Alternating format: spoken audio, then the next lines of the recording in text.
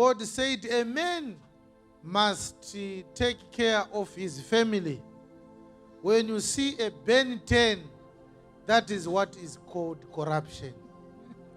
Ka Ben 10 kana 6 pack. Kane kachiti ndiri fitness coach. Pane mukadzi akaburitsa ka video achiti varume vese ndinokuyambirai ndandiri mugym.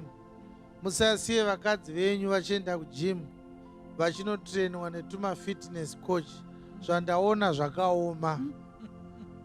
Ndobva anyora kuti kana uine mukadzi wako anoenda kufitness gym muarea munomu nditumire message muinbox ndikutsanangurire zvikuitwa nemukadzi wako.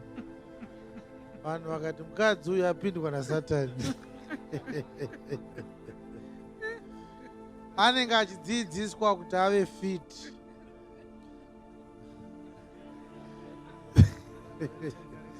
Iti kunari pasati pako wazvinzwa here?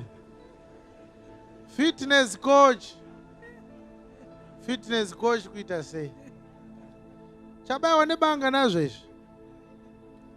Siyana nazvo, tsvaga basa chairo chairo. Kana urimo muno muchiita zvefitness coach uri mukomana, ita fitness coach kuvarume. Usaitise vakadzi vevanhu fitness exercise. Uchafa manje rufu. In fact, tenga funeral police. I'm telling you.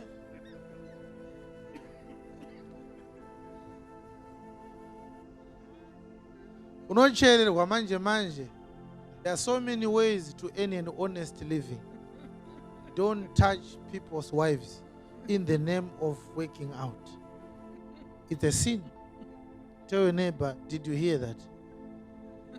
Don't touch people's wives in the name of fitness, training and coaching. It's a sin. Siyana nevakadzi vevanhu. Chabayiwa nebanga nazvo izvi. Zvitori nani kuita zveUber kana zveBolt kana zveInDrive. Tiri fitness coach.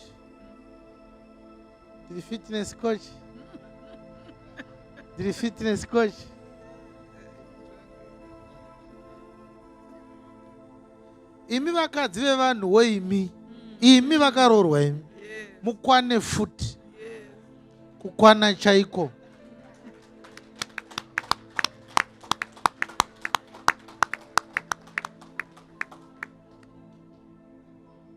In Saudi Arabia, look at me. In Saudi Arabia, a certain woman was pregnant. She went to the hospital to deliver a child. Unfortunately, before she arrived, she was already in labor. And when she entered, the doctor who was supposed to attend her was in a theater with another woman. And the nurses called a male doctor and said, help this woman, help her give birth, she will die.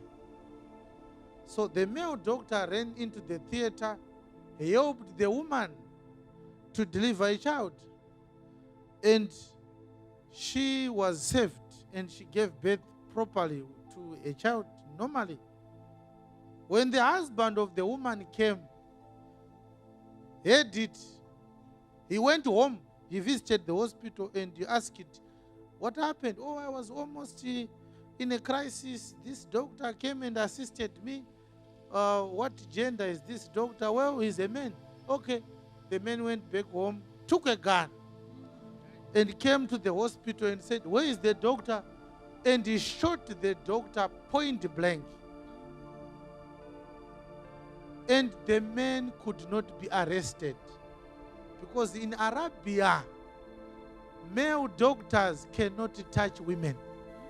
Even in emergencies, you will die.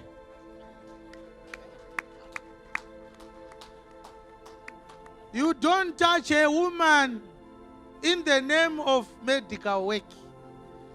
Whether you are in Qatar, you are in Saudi Arabia, you are in the United Arab Emirates, you will die. And the police will watch you being shot. Nothing will happen. it's better to leave her to die than to help her. I've stayed there. I know this. I'm not telling you something that I Googled. It's true.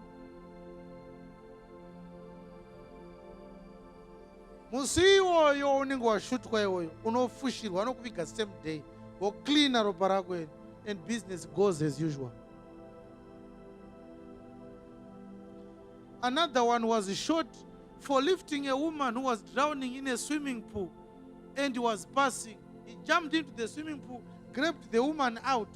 When the husband came, he shot him.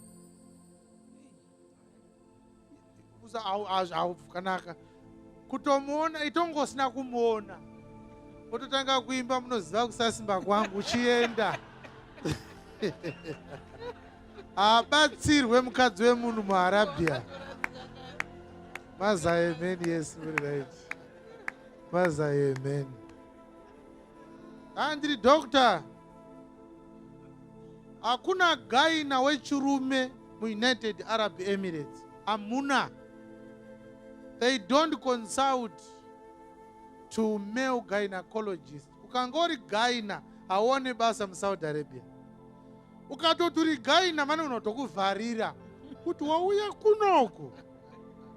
Varume vakutakura numberi woti aiwa vakadzi venyu ivavo ndoida kuvabatsira. Unogona kutotemwa nematombo usati watombozviita. You don't touch an Arab woman if you are a man. You don't. Whether she's a small girl or she's not yet married, you don't. It's not allowed. Now my question is, why are Arabs serious with preserving dignity of families? And yet we say their religion is wrong. Christians are prostituting themselves every day with these evil activities. Think about it. Why should your wife consult a male gynecologist? What is the logic behind that? Mukadzi wako iwewe unotenda. Ari kunzi nagaina. Mvurai makumba amai ndinyatsoona. Zvaari kuitira gaina asati ambokuitira iwewe. Ada kuona chi?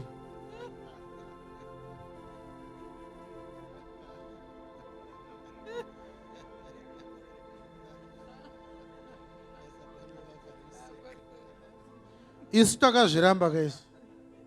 Tikati hazviite. Magaina apere. Tikashaya wechikadzi tichaendesa vana vedu kuchikoro. Vana vasikana vonoita magaina. Toendesa madzimai edu ikoko takasununguka. Why should you touch my wife? Daughter say. Chinoistokuuraya ka unozviziva. Unofushirwa. Hatisi soft kusvika ipapo. I will kill you straight away. Sambofa kwakafunga kuti tonamata kusvika ipapo. Hatinamate kusvika ipapo. We will bury you. There are certain boundaries that should never be crossed, especially in the kingdom of God. Tamba ine zvimwe derera hariswe dovi. Don't touch a married woman. Kanzwa havi yakukunda. Zvitori nani unwe doro orara wozomuka kuseni wakanganwa. Don't touch somebody's wife. We don't tolerate that. If we desecrate the marriage institution, how different shall we be to the ungodly people of this world? Tokundwa ere nevanhu vanotevera sharia law. Tokundwa ere.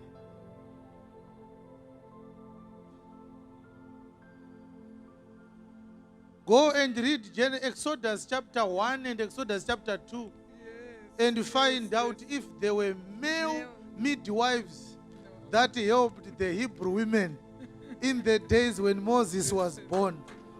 Go and ask. Amen. Midwives mangani pakati pa Shipra na Pua. Yes. Kuti vanga vari varume vangani. Iko kuti midwife kuti iko. Kuti male and female. Utunzwa achita midwife aika.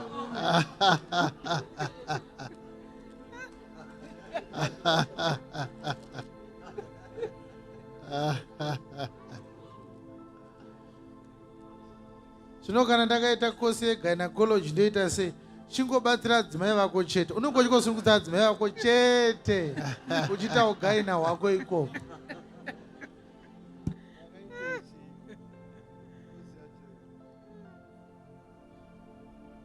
Uda kubata mukadzi wangu uchishandisa medicine kuti wakaita medicine ndosaka uroda kubata mukadzi wangu. Zvinoita izvozvo. Just think about it. That even when you go to the airport, the police officers and the security officers at the airport, they don't allow male officers to search female travelers. Female travelers are searched by female officers.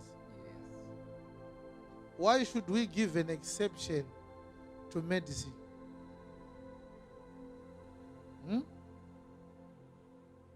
Why? What is the purpose of not allowing male officers from doing body search on our wives? If doctors can do more than what officers are doing, what are we preserving?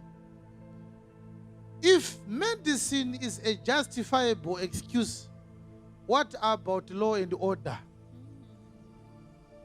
If it's all about achieving an objective, saka mapurisa kane magadhi ngaaseche vakadzi vedu zvakasiyana papi.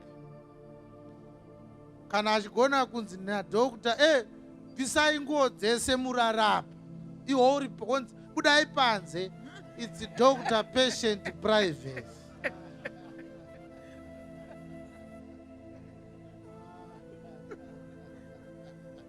If there's a woman close to you, ask them, do we not have female gynecologists?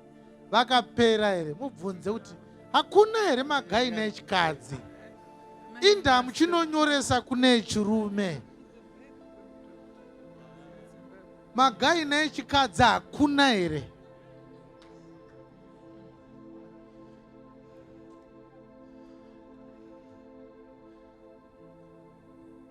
Unosiya magaina echikadzi 2 ari padhuze, uchinotsvaga gaina wechirume ari kure, uda kuachivha chii? Let there be decency in the house of God.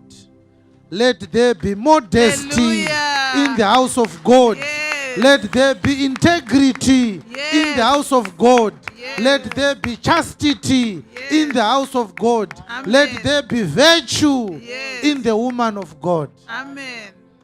It matters. Yes. It matters.